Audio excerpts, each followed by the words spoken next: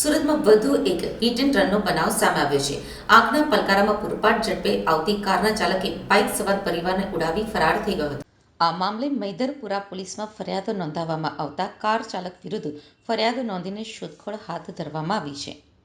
મળતી માહિતી પ્રમાણે સુરતના સલાબતપુરા વિસ્તારમાં 26 વર્ષીય સારિક અનવર ગુલામ દસ્તગીર સંયુક્ત પરિવાર સાથે રહે છે. પરિવારમાં માતા-પિતા, પત્ની, ભાઈ-ભાભી અને એક 3 વર્ષની દીકરી છે.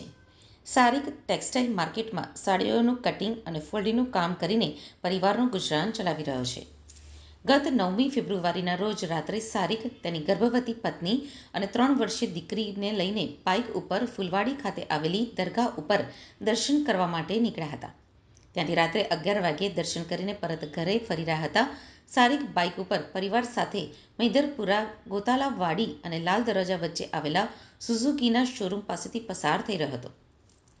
તે દરમિયાન બમ્પ પાસે બાઇક ધીમી કરતા પાછળથી પૂરપાટ અને ગફલતભરી રીતે કાર ચલાવીને આવેલા ચાલકે બાઇકને ટક્કર મારી આખા પરિવારને ઉડાવી દીધું હતું.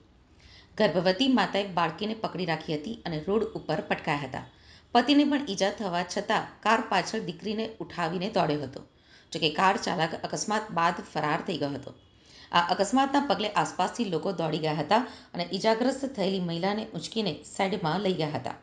આ સાથે જ યુવકને પણ ઈજાઓ પહોંચી હતી, જ્યારે 3 વર્ષની બાળકીને હોઠ ઉપર ઈજા થઈ હતી.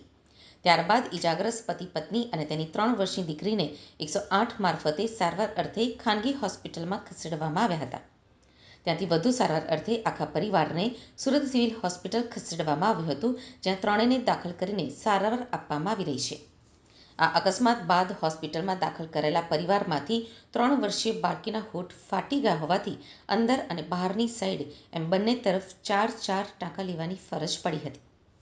સારિકના કમરના ભાગે ઈજાઓ પહોંચી છે, જ્યારે ગર્ભવતી પત્નીને માથાના ભાગે, હાથના ભાગે અને પગના ભાગે ગંભીર ઈજાઓ પહોંચી છે, જેથી તેને વોર્ડમાં દાખલ કરી સારવાર આપવામાં આવી રહી છે.